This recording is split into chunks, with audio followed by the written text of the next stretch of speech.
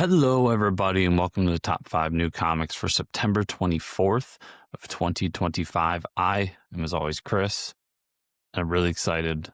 September's been a really good month for comics, so let's jump right in. Starting with Superman number 30. This is written by Joshua Williamson, with art by Dan Mora, colors by Alejandro Sanchez, and letters by Ariana Maher. I've said it possibly 30 times, maybe less, but this Superman title has been so good since Joshua Williamson took over. It's been one of my favorite books at DC. I just think he's got such a firm grasp on what makes a great Superman title, what makes Superman so unique. And it's not the overwhelming power set. It's not the city metropolis necessarily. It's the feeling of hope, the feeling of, even though he's this massive, powerful, godlike creature, he's also always pushing the boundaries of his powers and what he's capable of to make a better world for everybody around. So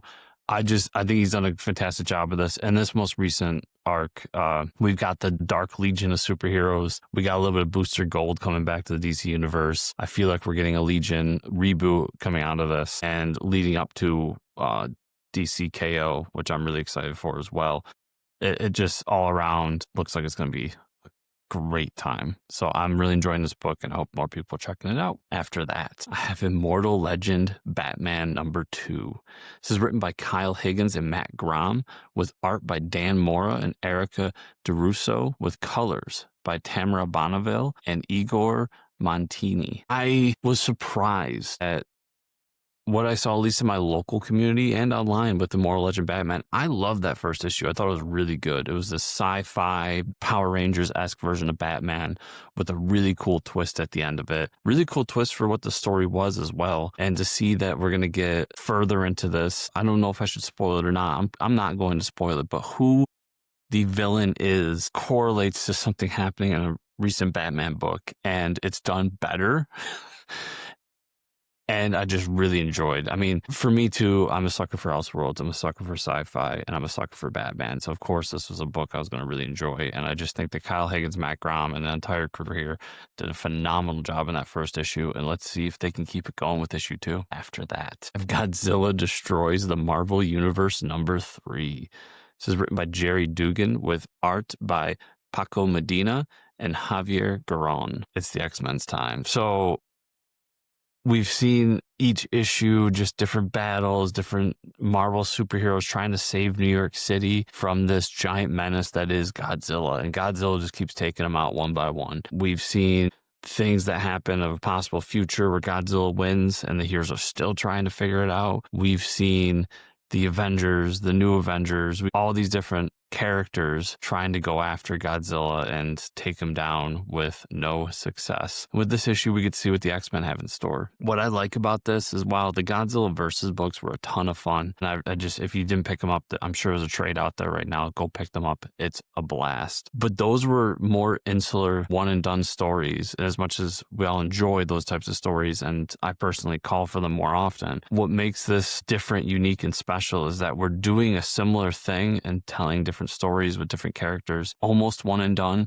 but the through line of an event like this makes it a little bit more intriguing for me. I just, love me some Godzilla, love me some Marvel. Of course, put some peanut butter in my jelly and I'm going to enjoy it. So definitely should be picking this book up. After that, I've got Conan, Scourge of the Serpent number 1.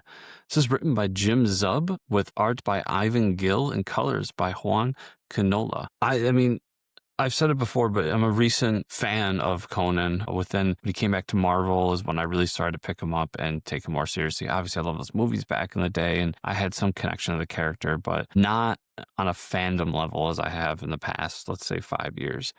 And when Marvel lost the license and went over to Titan, I followed it because I really enjoyed what Jim Zub was doing.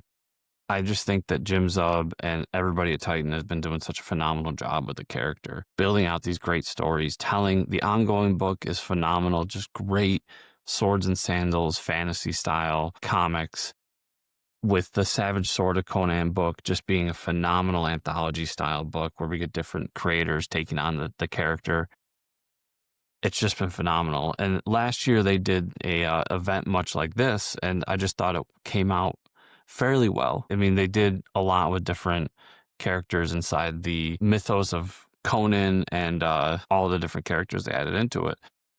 With this, it looks to be continuing what's going on there, but it does seem to me like they're going to focus more on Conan and his fight against this serpent clan, serpent society, if you will. Yeah, just Conan's been phenomenal. I think it's gonna be a really cool, fun book. I've always loved a good event book. I've always liked a good let's bring everyone together and fight the massive evil kind of book. I mean, it's at the core of what comics have been my entire life, is those styles of books. So just excited to see what Jim and the crew have in store for a big Conan title. And we will end with Skinbreaker #1. This is written by Robert Kirkman with art by David Finch, colors by Annalisa Leone, and letters by Russ Wooten. Straight honesty, Kirkman, since the day I got into comics, has been one of those guys that I knew just his writing style, the type of stories he liked to tell, how he liked to tell stories, was somebody I connected with so deeply. So when I see his name on a book, I pick it up.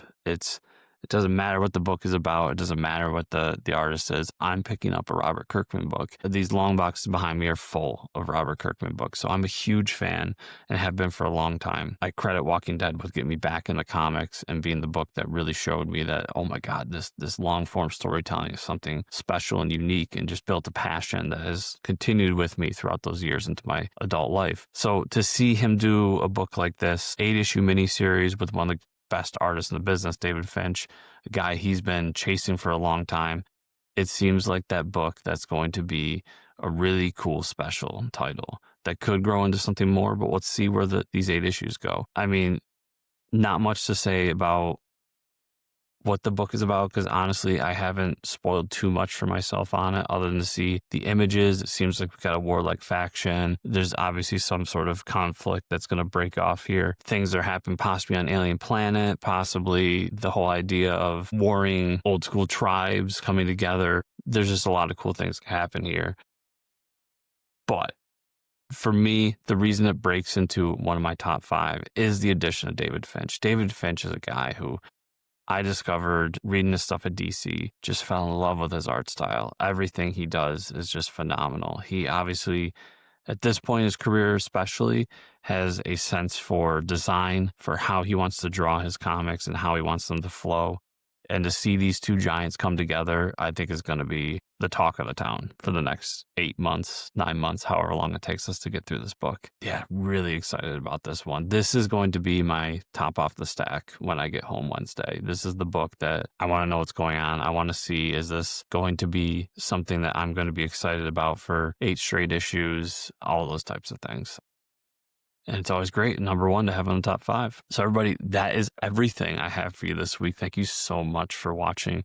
If you want to follow me further, you can go on socials, whether that's X, Instagram, so on. It's at Fortress Chris. You can check out my Substack, which is chriscomicscorner.substack.com. And then there's always the podcast, which is the Fortress of Comic News podcast, where every week we are either talking to a creator, talking about the news, or doing something involving comics, trying to do some fun stuff over there. So I hope you all check that out wherever finer podcasts are found. Yeah, as always, thank you so much, and I'll see y'all here next week.